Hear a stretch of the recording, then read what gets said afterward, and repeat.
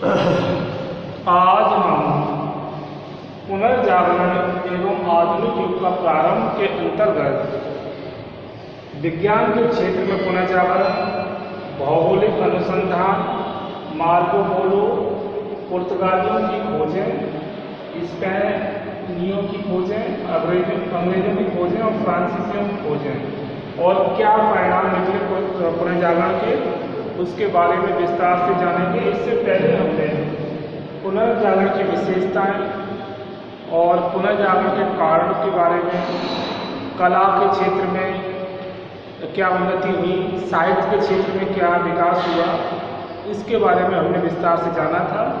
तो पुनर्जागरण का व्यापक प्रभाव यूरोप में और अन्य देशों में दिखाई देता है।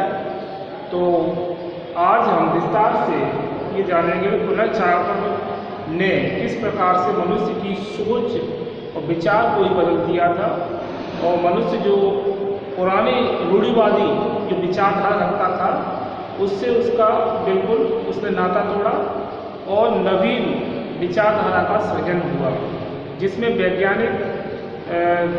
वैज्ञानिकों का भी विशेष योगदान है, साहित्यकारों का भी योगदान है और जिसमें विज्ञान के क्षेत्र में पुनर्जागरण के बारे में हम पहले देखेंगे।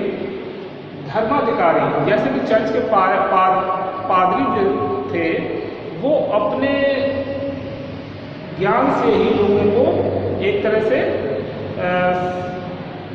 नियंत्रण करते थे और उन्हें भय और आतंक में ही रखते थे, जिससे कि उनकी जो मजबूत पकड़ बनी रही। तो धर्माधिकारी स्वतंत्र चिंतन के घोर विरोधी थे। उनने घोर विरोध यूँ किया कि अगर उनका प्रभाव कम हो जाएगा और लोग स्वतंत्र चिंतन करने लगेंगे तो उनका मतलब महत्व तो घटेगा, इसीलिए उन्होंने इसका विरोध किया स्वतंत्र चिंतन का। और विज्ञान को भी एक प्रकार की नास्तिकता समझते थे। उन्होंने मतलब पादरियों ने विज्ञान को भी नास्तिकता की श्रेणी में डाल दिया। किंतु पुनर्जागरण काल में विद्वानों ने किसी भी सिद्धांत को स्वीकार करने से पहले उसके विषय में निरीक्षण, अन्वेषण, जांच और परीक्षण करने पर बल दिया। उन्होंने इस बात का जो विद्वानों ने यानी वैज्ञानिकों ने इस बात पर विशेष बल दिया कि किसी भी बात को पहले क्या करना चाहिए, उसका निरीक्षण करो, अन्वेषण करो, जांच करो, परीक्षण करने के बाद ही किसी भी बात को स्वीकार करो, जो कि वैज्ञानिक का यह एक सिद्धांत रहा है। इससे इतने परिवर्तन हो गए कि लोग इसे वैज्ञानिक क्रांति के नाम से पुकारने लगे। क्या किस नाम से पुकारने लगे? वैज्ञानिक क्रांति के नाम से पुकारने लगे। वस्तुतः वैज्ञानिक क्रांति पुनर्जागरण की सबसे बड़ी देन है। क्या है? पुनर्जागरण की सबसे बड़ी देन है क्या? वैज्ञानिक क्रांति। प्रसिद्ध विद्वानों एवं वैज्ञानिकों में अगर जिसका नाम लिया जाए तो टॉलमी, गैलीलियो और डेस्कार्तेस, बाडहेल, हेलमट और न्यूटन का नाम, आइजैक न्यूटन का नाम आता है। तो ये वैज्ञानिक पुनर्जागरण काल में अपनी महत्वपूर्ण भूमिका अदा करते हैं लोगों की विचारधारा को बदलने में। और पादरियों का जो प्रभाव था, जो चर्च के पादरी थे, धर्माधिकारी थे, उनकी प्रतिष्ठा को भी ठेस पहुंचती है और वो ऐसा नहीं चाहते थे, इसीलिए उन्होंने स्वतंत्र चिंतन का विरोध किया था। तो विज्ञान के क्षेत्र में पुनर्जागरण एक व्यापक बड़े पैमाने पर हमें देखने को मिलता है। फिर भौगोलिक अनुसंधान। भौगोलिक अनुसंधान का असली कारण भारत चीन पूर्वी द्वीप समूह मसालों के द्वीप तक सीधे जलमार्ग की खोज करना था। क्या करना था? सीधे जलमार्ग की खोज करना। पुनर्जागरण काल में उपलब्ध नई जानकारी से नौका नायकों की स्थिति भी सुधर गई थी और नाविक लोग विशाल सागर की यात्रा करने लगे थे। तो भौगोलिक अनुसंधानों में भी जो पुनर्जागरण काल की देन मानी जा सकती है, क्योंकि जब लोगों में शिक्षा के प्रति रुचि बढ़ी, लोगों में नई जिज्ञासा पैदा हुई, तो उनके अंदर ये भी बातें आई कि किसी मतलब समुद्र को पार करके और देश मतलब द्वीपों को खोजा जाए। और ऐसा ही हमें देखने को मिलता है कि जो व्यापारी थे वो एक स्थान से दूसरे स्थान पर जाने के लिए बड़े बड़े नावों का इस्तेमाल करने लगे और सागरों को पार करके दूसरे द्वीपों पर जाने लगे। तो भौगोलिक अनुसंधान पुनर्जागरण की बहुत बड़ी एक देन मानी जा सकती है और लोगों में इस तरह से विचारधारा का जो विकास हुआ वो एक अच्छी बात है। मार्को पोलो, अब जो नाविक या जिन्होंने समुद्री यात्रा की उनमें और कौन कौन लोग हुए, उन जिन्होंने मतलब इस पर प्रकाश डाला। मार्को पोलो 13वीं सदी में वेनिस निवासी मार्को पोलो ने चीन की यात्रा की और कुबलाई खां के दरबार में पर्याप्त सम्मान भी उसे मिला था। यानी मार्को पोलो जो था वो कुबलाई खां के दरबार में पहुंचा। वह कई साल चीन में रहा। उसने चीन के दक्षिण पूर्व स्थित कई द्वीपों का विवरण भी दिया है। क्या किया है? चीन के दक्षिण पूर्व स्थित कई द्वीपों का उसने विवरण दिया और कुबलाई खां के दरबार में वो काफी समय तक रहा, उसे सम्मान भी प्राप्त हुआ था। उसने बताया कि चीन का समुद्र अलग न होकर लाल सागर से जुड़ा हुआ है। उसने अपने जो भी विवरण प्रस्तुत किए उसने स्पष्ट किया कि जो चीन का समुद्र है वो अलग न होकर लाल सागर से जुड़ा हुआ है। इसके बाद पुर्तगालियों की खोजें। तो पुर्तगालियों की खोजों में हेनरी ने प्रारंभिक खोजों को प्रोत्साहित किया था पुर्तगाल में और 1497 ईस्वी में वास्को डी गामा नामक पुर्तगाली नाविक अपने साथियों के साथ पूर्वी द्वीप 1497 ईस्वी में वास्को डी गामा नामक पुर्तगाली नाविक अपने साथियों के साथ पूर्वी द्वीप समूह की खोज में निकल पड़ा। वह भारत भी आया। वह 1498 ईस्वी में उसकी खोज इतिहास में एक महत्वपूर्ण घटना मानी जा सकती है। वह सुदूर पूर्व तक यूरोप का प्रसार संभव हो पाया। और जैसा कि हम देखते हैं कि वास्को डी गामा जब कालीकट में पहुंचता है तो वह उस समय यहाँ पर व्यापार करने की अनुमति मांगता है और धीरे धीरे पुर्तगाली जो है भारत में अपनी शक्ति का प्रसार करने लगते हैं और ऐसा ही उन्होंने अन्य द्वीपों में भी किया। स्पेनियों की खोजें। स्पेनियों की खोजों में स्पेनियों को भौगोलिक अनुसंधान में यश दिलाने का श्रेय क्रिस्टोफर कोलंबस को है। मतलब स्पेनियों को भौगोलिक अनुसंधान में जो यश दिलाने का श्रेय जाता है वह क्रिस्टोफर कोलंबस को जाता है। कोलंबस जिनोवा का नाविक था। कहाँ का नाविक था? जिनोवा का। परंतु बाद में वह पुर्तगाल चला गया और 3 अगस्त 1492 ईस्वी को कोलंबस ने कैडिज के निकट पालोस बंदरगाह से 3 छोटे जहाजों से अपनी यात्रा प्रारंभ की और इस प्रकार क्रिस्टोफर कोलंबस ने जो भौगोलिक अनुसंधान में अपनी महत्वपूर्ण भूमिका निभाई। अंग्रेजों की खोजें। अंग्रेज पहले अन्य जहाजों को लूटने का काम करते थे। अंग्रेज नाविक थे वो क्या करते थे कि समुद्र में और जो देशों के नाविक अपना सामान ले जाते थे, लाते थे, उन्हीं को वो समुद्र में लूट लिया करते थे। इसलिए अंग्रेज नाविकों के लिए एक शब्द का प्रयोग किया गया है, इन्हें सी डॉग यानी समुद्री कुत्ते की संज्ञा दी है इतिहासकारों ने, क्योंकि ये दूसरे का माल लूटने में ज्यादा रुचि रखते थे। अंग्रेजों ने उत्तरी पश्चिमी जलमार्ग को खोजने का प्रयास किया किंतु उन्हें सफलता नहीं मिली। तो ये बहुत बड़ी बात है कि अंग्रेजों की ये ऐसा कार्य करने के कारण उन्हें ऐसी संज्ञा दी गई, उन्हें सी डॉग यानी समुद्री कुत्ते की संज्ञा दी गई, क्योंकि वो ये चाहते थे कि मतलब बैठे बिठाए नाम किसी प्रकार से हो। तो ये गलत थी बात। और उत्तरी पश्चिम जलमार्ग को खोजने का उन्होंने प्रयास तो किया वहाँ के नाविकों ने, लेकिन उन्हें सफलता नहीं मिली। फ्रांसीसी खोजें। उत्तरी अमेरिका में फ्रांसीसी प्रभुत्व बढ़ाने के लिए मार्किवर्ट जोलिए, लासाले आदि साइट नाविकों ने विशेष योगदान दिया। और फ्रांसीसी जो व्यापार को बढ़ाने में भी फ्रांसीसी नाविकों का महत्वपूर्ण योगदान देखने को मिलता है। परिणाम के रूप में देखें तो पुनर्जागरण का क्या परिणाम निकल कर आता है, तो जो भौगोलिक खोजें हुई उसका परिणाम जो है वो इस प्रकार से हम देखेंगे कि व्यापार वाणिज्य का विकास होता है। अब ये बात तो बिल्कुल स्पष्ट है कि जब एक देश के नागरिक या व्यापारी दूसरे देश में जाकर अपना सामान बेचते हैं और खाद्य वस्तुएं ले जाते हैं, लाते हैं, कीमती धातुएं, कीमती हीरे जवाहरात या जो मनुष्य की उपभोग की वस्तुएं हैं, तो जब भौगोलिक नए नए खोजें हो गई तो एक स्थान का माल जो सामान था वो दूसरे स्थान पर आसानी से ले जाया जाने लगा।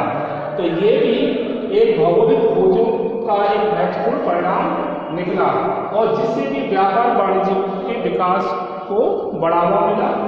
औपनिवेशिक प्रतिस्पर्धा, अब पहले यूरोपवासी सिर्फ उतना ही एरिया में अपने क्षेत्र में ही रहे, लेकिन जैसे जैसे वास्को डी गामा और भी ऐसे यात्री एक स्थान से दूसरे स्थान पर जाने लगे तो उन्होंने नए नए द्वीपों को देखा, जैसे अफ्रीका महाद्वीप, भारत, इसके ऑस्ट्रेलिया जैसे बहुत सारे ऐसे छोटे बड़े क्षेत्र जहाँ पर उन्होंने देखा कि लोग पिछड़े हुए हैं और उनका इतना बौद्धिक विकास भी नहीं है या तो शासन तंत्र में कमी है, तो उन्होंने इसका क्या लाभ उठाया।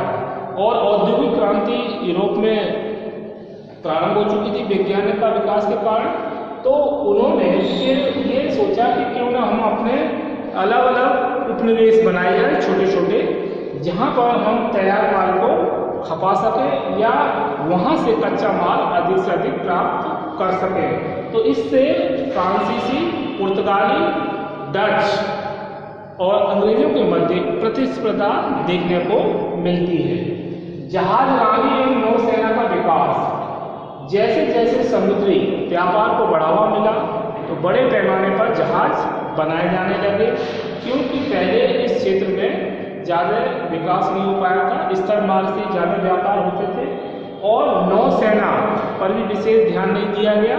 जैसा कि हम मुगल काल में देखते हैं कि अकबर की जो नौसेना ज़्यादा अच्छी नहीं थी और उस समय भी मुगल वंश ने भी नौसेना पर ध्यान नहीं दिया था, क्योंकि उस समय ये विचारधारा थी कि जो भी युद्ध लड़े जाएंगे वो स्थल मार्ग से लड़े जाएंगे, इसलिए समुद्री युद्ध का कोई विचार ही नहीं आ रहा था।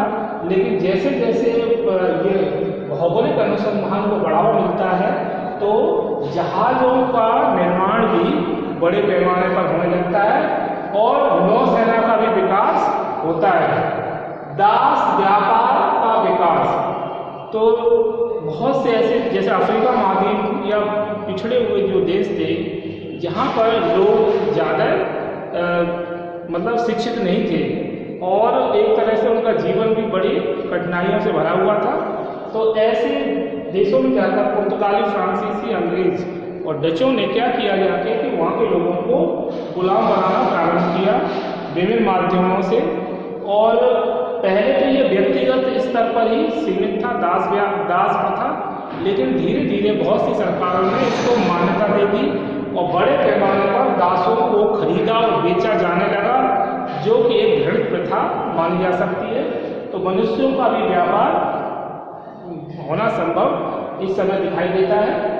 ईसाई धर्म एवं पश्चिमी सभ्यता का प्रसार, अब व्यापार और शिक्षा का प्रसार, साहित्य का विकास के साथ साथ हमें ये भी दिखाई देता है कि जो ईसाई धर्म, जो चर्च के पादरी थे, उन्होंने एक अलग ही अपना उद्देश्य बनाया कि क्यों न हम अपने धर्म का भी प्रचार प्रसार करें। तो पादरियों ने घूम घूम कर अपने उपनिवेशों और विभिन्न द्वीपों में जाकर अपने धर्म का प्रचार प्रसार को बढ़ावा दिया और धर्म के प्रचार के साथ साथ पश्चिमी सभ्यता का भी प्रचार प्रसार देखने को मिलता है।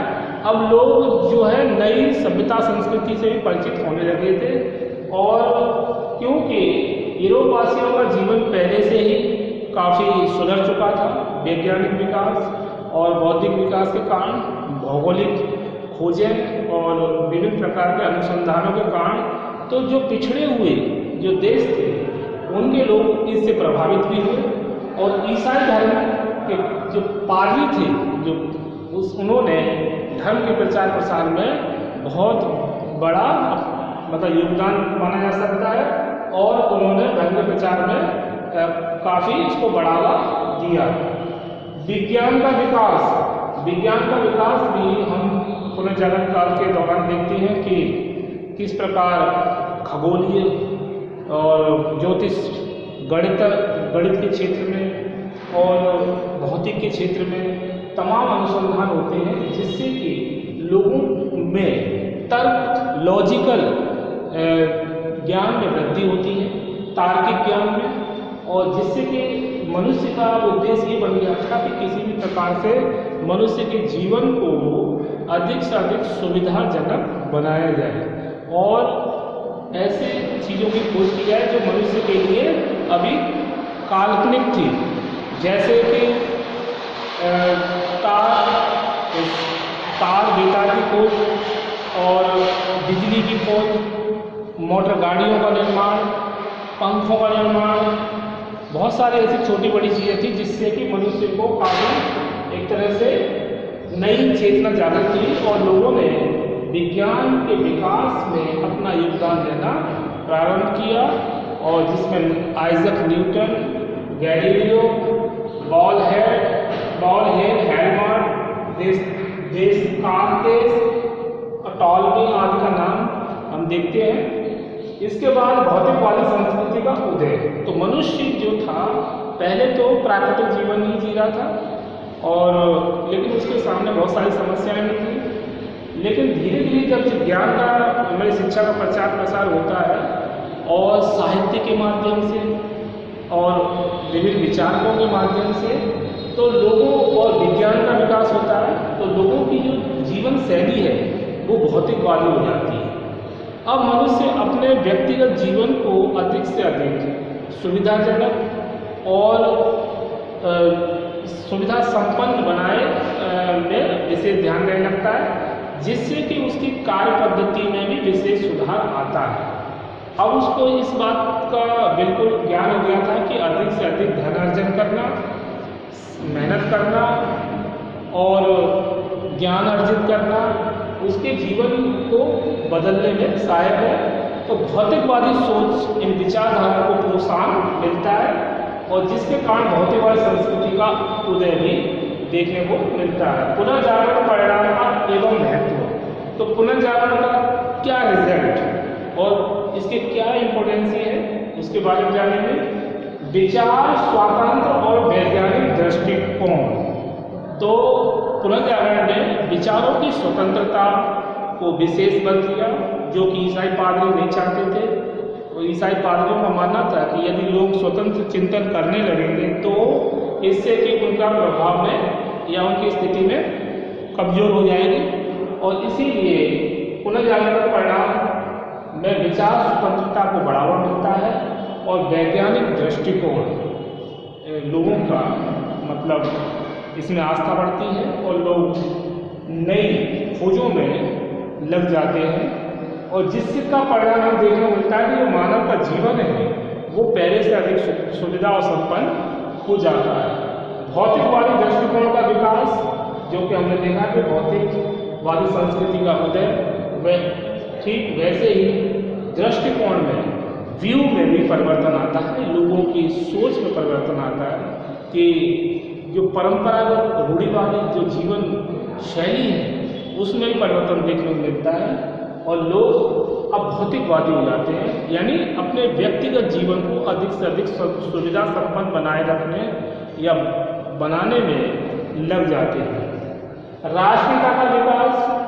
अब जब हम देखते हैं कि देशज भाषाओं में साहित्य लिखा जाने लगा और लोगों की जो आम भाषा में लोग आपस में विचार आदान प्रदान करने लगे, और तो जिससे कि लोगों में एक राष्ट्रीय भावना का भी उदय होता है। लोगों में अपने मातृभूमि के प्रति विशेष लगाव उत्पन्न होता है, और राष्ट्रीयता की भावना का विकास से लोगों में एकजुटता आती है, जिसका परिणाम हम क्रांति के रूप में भी देखने को मिलता है कि किस प्रकार लोग अपने ऊपर हो रहे अत्याचारों के विरोध में फिर एकजुट होना प्रारंभ कर देते हैं। तो राष्ट्रीयता का विकास का मूल जो कारण था वो देशज भाषाओं को महत्व देना, और देशज भाषाओं में ही साहित्य रचना होना, ये सबसे बड़ा इसमें एक महत्वपूर्ण बिंदु है।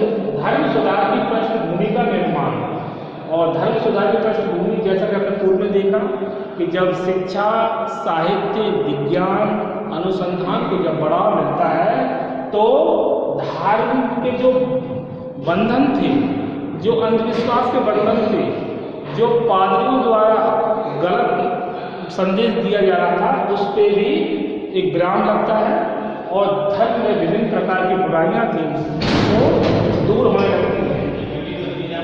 उन्नत पाठ्यक्रम को बढ़ावा मिलता है, और जिसके कारण नए नए विषयों जैसे बड़े विज्ञान और भौतिक, रसायन, जीव विज्ञान आदि को विशेष मतलब इस पे इनकी बड़े बढ़ावा दिया जाता है, और लोग इसके अध्ययन में भी रुचि रखने लगते हैं। इससे क्या है कि लोगों में जो परंपरागत जो विषय थे उनमें भी परिवर्तन देखने को मिलता है। अन्य परिणामों को देखें तो निष्कर्ष के रूप में यही निकल के आता है कि पुनर्जागरण काल में जो विभिन्न क्षेत्रों में मनुष्य को लाभ प्राप्त हुए वो अपने आप में अद्भुत थे, और इस पुनर्जागरण ने मनुष्य के जीवन को पूर्व की अपेक्षा बदल के रख दिया था।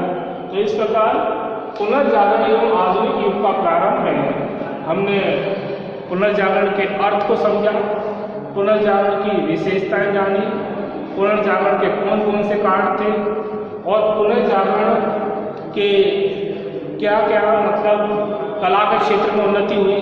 तो इसके बाद हमने विज्ञान के क्षेत्र में भी देखा कि किस प्रकार इसमें भी उन्नति हुई, और कौन कौन से भौगोलिक अनुसंधान हुए।